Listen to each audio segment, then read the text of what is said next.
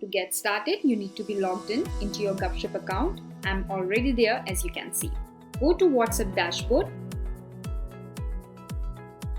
Here, we will create an app which will act as an agent for conversation. Click on plus icon.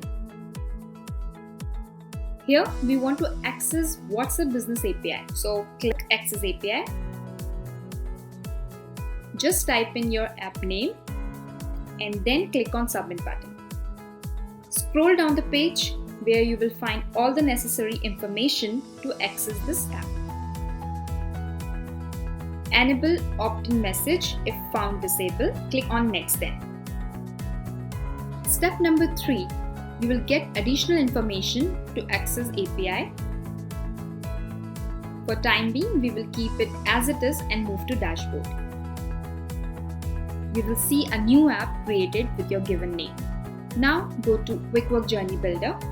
Select your folder and click on the new journey. We have to set up WhatsApp by Gupshup as trigger.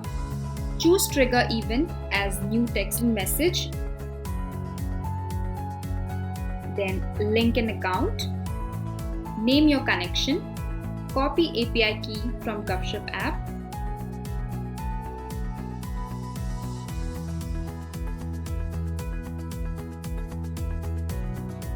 Get source number.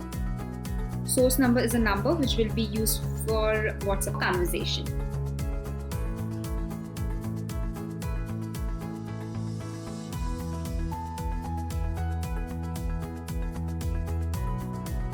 Add your app name.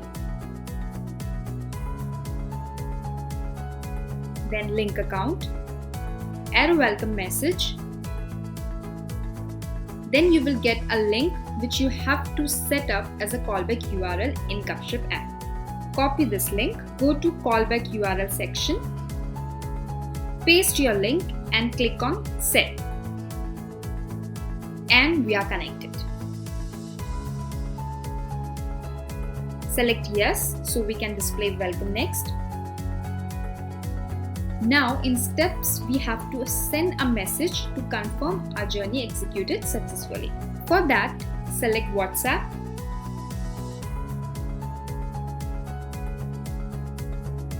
Send message. Type in your message. Add phone number. Select sender ID from data tree.